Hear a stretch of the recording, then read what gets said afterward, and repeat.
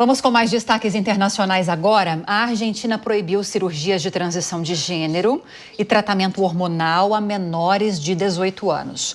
O Luca Bassani, lá da Europa, tem informações sobre isso para nós. Grupos argentinos de diversidade sexual devem recorrer à justiça, imagino. Luca, bem-vindo.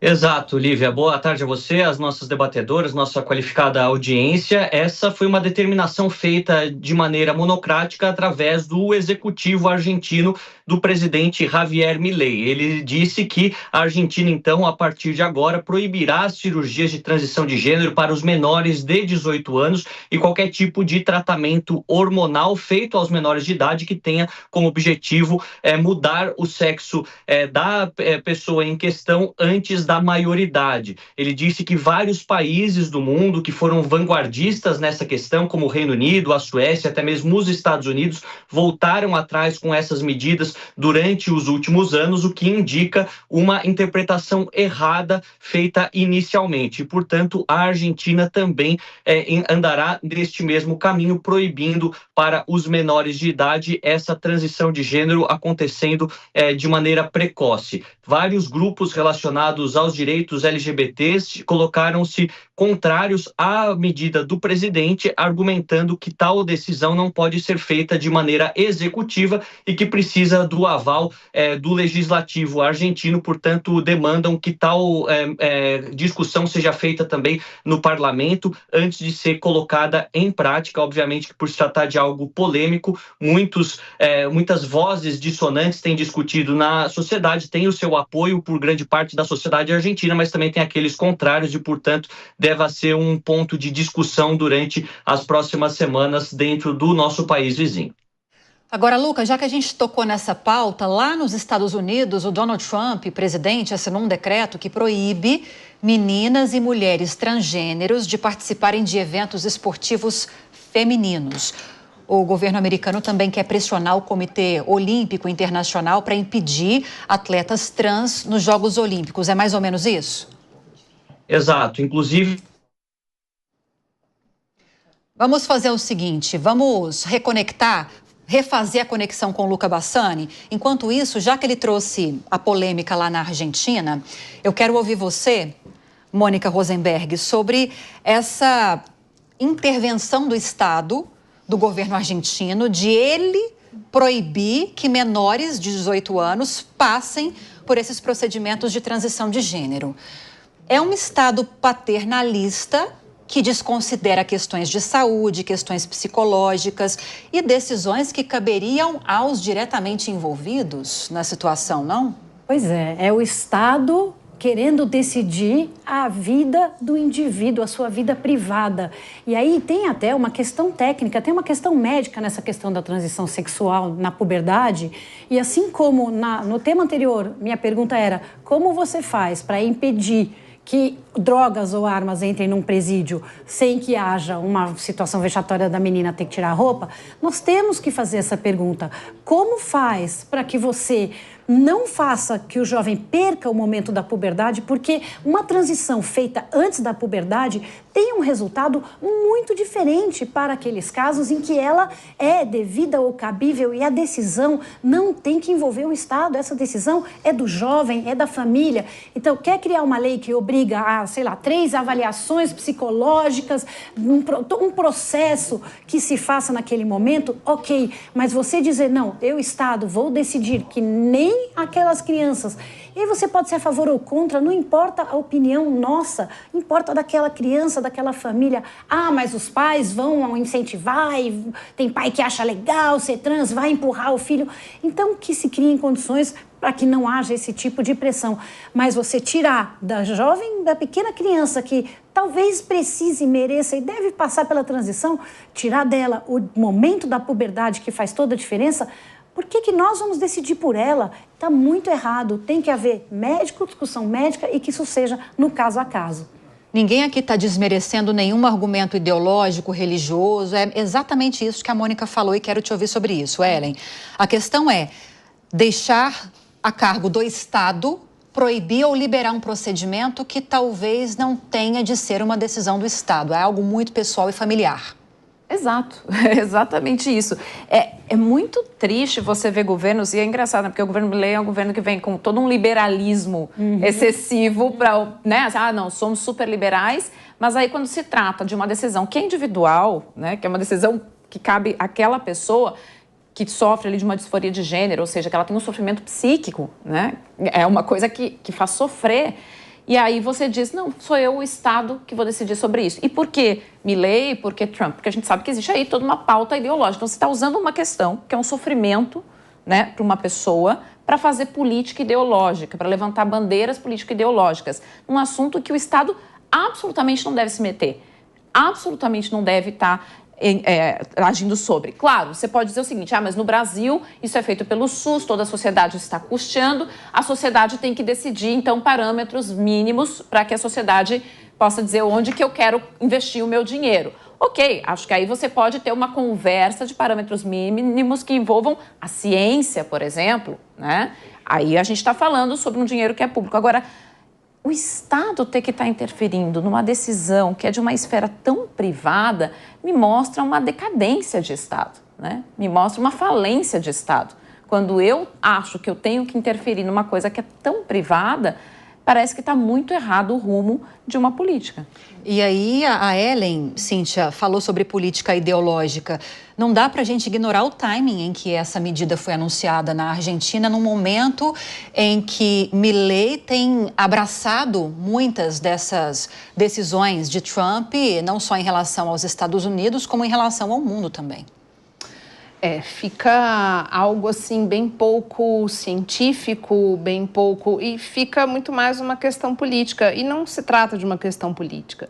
É engraçado, quer dizer, na verdade é lamentável que em um momento em que a gente fala tanto de tantos avanços tecnológicos, de IA, de metaverso, as pessoas ainda estejam tão preocupadas com a sexualidade umas das outras, né? Então me parece assim, eu realmente entendo que de fato não pode ser algo, principalmente para a proteção dos menores de idade, que seja uma coisa tão simples, decidida pura e simplesmente no único contexto. Tem que ter todo um aparato psicológico, médico, então talvez a fixação, e eu não acho nem que é por uma questão de sociedade que está pagando, não acho que nem é isso, mas realmente se a gente pensar na preservação das gerações, de que você tenha pelo menos que esse adolescente, esse menor de idade, ele possa fazer essa escolha bem calçada ali com apoio psicológico, apoio médico e familiar, inclusive, que tudo isso venha a reboque. Então, políticas mínimas nesse sentido, eu entendo que elas são necessárias.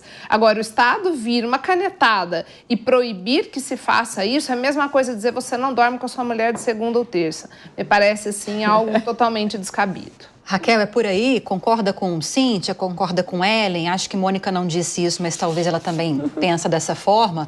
Assim, não estou comparando as pautas, tá? Mas são pautas de costume, pelo menos nesse ponto elas podem ser comparadas e que tratam dessas questões ideológicas, assim como no aborto, por exemplo, que existe regras estabelecidas na legislação brasileira.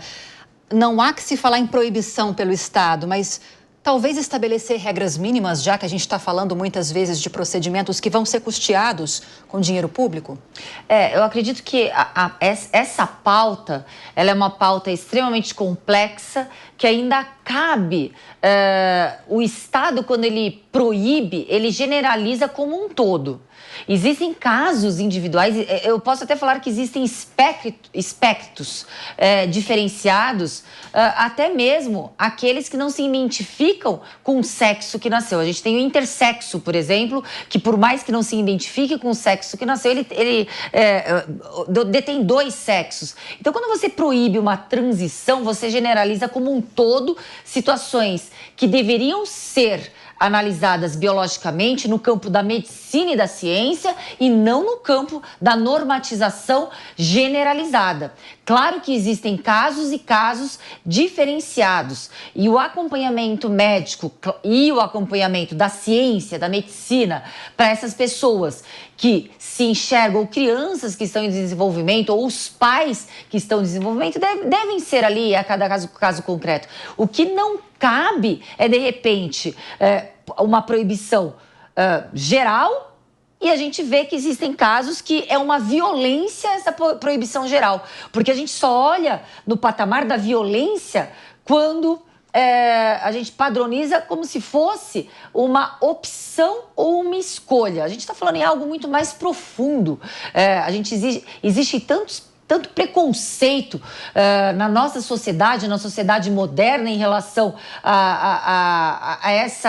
ao homossexualismo ou ao transexualismo, que eu duvido que exista uma opção de uma pessoa querer optar por um luxo em determinada situação. Então, eu acredito que existe a necessidade de termos mais conhecimento e embasamento científico, médico, do que estarmos poluindo pautas de forma ideológica.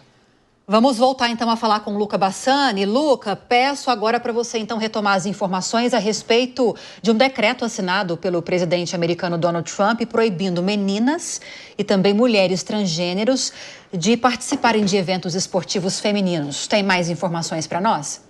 Tenho sim, Lívia. Inclusive, os Estados Unidos nomeiam este decreto de mantendo o esporte feminino sem homens, já que o presidente Donald Trump diz que isso representa uma injustiça muito grande a todas as atletas mulheres que estão competindo em esportes, principalmente individuais, que podem acarretar em algum tipo de desvantagem em relação a outras mulheres trans que tenham passado pela puberdade masculina. Esta mesma medida vai ser, então, defendida pelos Estados Unidos perante o Comitê Olímpico Internacional através da diplomacia liderada por Marco Rubio, querendo que nas Olimpíadas também esta medida seja adotada e só mulheres biológicas possam participar dos Jogos Olímpicos para representar, então, maior equidade, maior justiça para todas as atletas que compitam em determinadas categorias. Nós vamos continuar acompanhando, lembrando que no primeiro dia de mandato, Donald Trump já fez o anúncio que os Estados Unidos, como governo, apenas reconhecerão 2 gêneros, masculino e feminino. Bem disso, meu amigo Luca Bassani. Muito obrigada pelas informações, um bom trabalho para você por aí. Agora, Mônica Rosenberg, a gente estava ouvindo o Luca e já iniciando os comentários aqui a respeito desse assunto.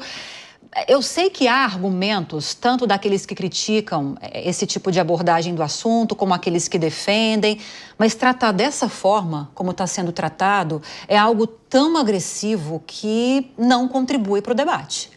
Pois é, Lívia, tem, assim, olhando o que o Trump está fazendo, ele tem 2 canais de fazer coisa errada, né? Gostei. O primeiro tem 2 canais de erros. É o canal da política internacional, onde ele fala um monte de coisa, ele fala de tarifas, ele fala de ficar dono de gás, ele fala, coisas que ele não vai fazer. Ele está falando para colocar elefante na sala e negociar uma outra posição. O outro canal é o canal dessas pautas de costumes, que ele, durante a campanha inteira, bateu muito forte e que ele não só está falando, mas está fazendo. Ele está criando uma série de regras lá nos Estados Unidos muito preocupantes. Ele fez cortes no tratamento médico, por exemplo, do USA, corte para paciente de HIV, onde essas pessoas que não estão recebendo seus medicamentos vão desenvolver a doença e depois, assim, não adianta depois falar, não, volta lá que agora a gente vai tratar. Em países africanos, assim, coisas malucas que ele está fazendo e que têm impacto de longo prazo e que são absolutamente violentas com populações específicas. E essa é uma dessas, onde ele já trouxe essa proibição, já está em vigor para esportes universitários, ele fala aí na pressão no Comitê Olímpico, mas hoje já está proibido. Então imaginem a conversa nas escolas, nas universidades, esses jovens que vão ter que dizer para os seus pais, pois é, as meninas trans não vão mais poder participar. E como é que você vai explicar isso? Sendo que, pelo que eu estava lendo, o número total de meninas trans que participam hoje de forma registrada de esportes universitários é de 10 nos Estados Unidos. Então, assim, para 10 pessoas, ele está fazendo uma grande bandeira, ele está falando para o seu público para baterem palmas e dizer, tá vendo? E aí a discussão sai novamente da onde ela deveria estar, que é uma discussão técnica de olhar, como é que você faz para evitar que uma mulher trans que tem maior força muscular, num esporte de combate, não deixa estar no mesmo ringue com uma mulher que não teve testosterona, até onde você coloca o parâmetro de proibir se ela fez a transição antes ou depois. Existem questões aí médicas que precisam ser discutidas e não transformar isso numa grande pauta ideológica daquele pessoal que faz o gesto nazista. Fica muito difícil a discussão lógica e racional de quais são as melhores soluções para a sociedade. Seja o caminho que a sociedade quiser tomar. A sociedade americana quer ser mais conservadora, queremos ir por esse caminho, tá certo. A sociedade manda, ele foi eleito, então será o caminho. Mas a forma como isso está sendo feita está muito errada. A Mônica falou tudo, Ellen. É uma questão... Não é muito não, falou tudo. Foi no sentido positivo. A Mônica disse... Não, tá tudo certo. Ela falou tudo, porque é uma questão científica, uma questão médica e que está sendo politizada, piorando o ambiente para uma discussão tão importante. Exato. E é o presidente dos Estados Unidos, não é qualquer um que está falando isso, né? A gente tem que lembrar, por exemplo, que a gente teve dois acidentes aéreos em consequência nos Estados Unidos, e a primeira coisa que o Trump fez quando aconteceu esses 2 acidentes aéreos foi politizar o tema. Por quê? Porque quem estava dirigindo uma espécie de ANAC, vamos dizer assim, americana, cuidando da aviação no governo do Biden, era o Pete Buttigieg, que é assumidamente gay, é um nome democrata assumidamente gay. E aí o que ele fez, a primeira coisa que ele falou com a morte de dezenas de atletas que tinham morrido nesse primeiro acidente de avião o problema é a diversidade. Começaram a colocar diversidade nesses departamentos e aí os nossos operadores, controladores de voos não são competentes porque estão priorizando a diversidade. Aconteceu um segundo acidente, foram com 2 helicópteros, a piloto era uma piloto que era lésbica e o Trump veio a público e fez exatamente a mesma coisa. Então, qual é a questão? Eu acho que a gente tem que focar aqui muito, não no Trump, mas no Stephen Miller, que é o vice-chefe de gabinete dele e que está por trás de todas essas pautas com a seguinte estratégia, que eles chamam de flood the zone. O que é isso? É você encharcar os seus adversários com coisas que são muito absurdas, né? O que eu posso botar de mais absurdo aqui um dia atrás do outro? Porque aí a oposição paralisa, ela não sabe mais onde você vai atacar, você não sabe mais o que é a pauta. A pauta absurda é o tarifaço de 25%, ou é Gaza, ou é criticar a diversidade para 10 trans que estão no esporte, né? Então isso é uma estratégia. A gente está discutindo isso aqui, o mundo fica zonzo sem saber para onde vai olhar quando eles têm uma estratégia em relação a isso muito clara. Eu acho que é para isso que a gente tem que olhar exatamente. O quanto você está politizando uma coisa, isso não é sério, isso não vai ser levado adiante, isso não é assim que se trata um tema, mas essa é a forma que a gente vai ver ele sendo tratado nos próximos anos. E aí a pergunta que fica, ouvindo a Ellen, Cíntia, é até quando essa estratégia pode funcionar? Porque Trump está nos primeiros momentos do governo. Até quando esse tipo de estratégia de confundir a oposição, de confundir a todos nós, vai funcionar?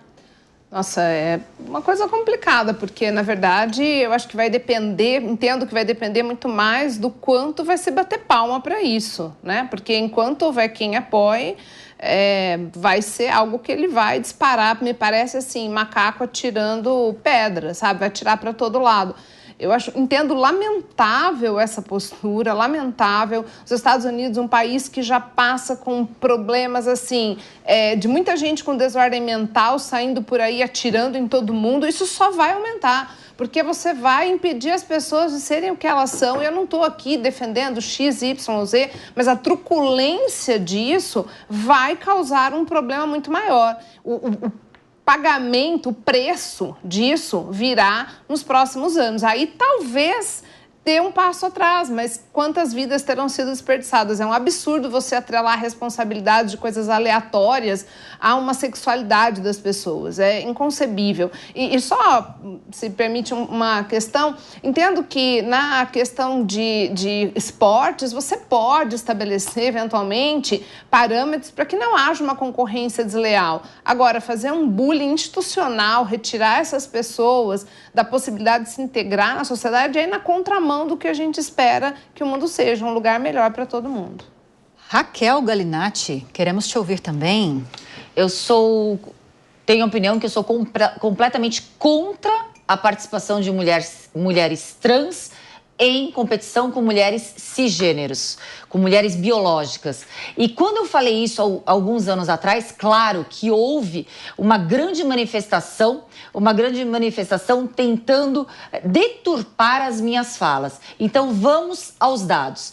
Entre os fatores que dizem a superioridade masculina do homem em relação à mulher, justamente está a testosterona, que vem na época na puberdade, que não só dá uma maior potência muscular, mas uma ossatura mais forte e mais larga, pulmões maiores e corações maiores, potencializando de forma exponencial a capacidade física de um homem com uma mulher. E não adianta falar que as cargas de estrógeno diminuirão a testosterona que foi formada na puberdade e que deu a constituição e estatura muscular de uma mulher transgênero.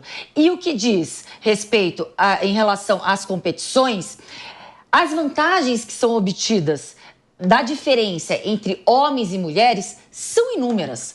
Caso contrário, não teríamos separações entre homens e mulheres para competições. Quando a gente vai falar em dados, por exemplo, eu vou falar da atual campeã olímpica Elaine Thompson, de 100 metros rasos. Só para a nossa audiência ter noção, 10 mil homens têm tempos superiores à atual campeã olímpica de 100 metros rasos. Quando a gente coloca mulheres transgêneros na competição de mulheres cisgêneros, eu afirmo de forma categórica, nós, mulheres cisgêneros, estaremos competindo pelas terceiras, quartas e quintas colocações. Fui atleta que participei em competições não só no âmbito do estado, no âmbito nacional, de um esporte que é de alto impacto e combate, que é o taekwondo. Eu me recusaria a competir com uma mulher transgênero. E a gente tem diversos casos no mundo em competições de grande impacto em que mulheres ficaram com sequelas neurológicas, mulheres cisgêneros, biológicas, quando competindo com mulheres transgêneros. O que a gente está falando aqui não é discriminar a mulher transgênero. Muito pelo contrário, nós como sociedade devemos acolher e buscar alternativas para a integração, inclusive esportiva. Agora, a gente não pode de forma alguma admitir o retrocesso de nós mulheres cisgêneros e biológicas sob uma pauta de inclusão. A inclusão, ela não pode rasgar e colocar por água abaixo toda a nossa luta por igualdade entre homens e mulheres. E só para finalizar, o porquê nós não temos questionamentos e lutas de homens transgêneros em competições com mulheres, com homens biológicos? Porque não existe no mundo um homem transgênero que tenha ganhado uma competição com um homem biológico.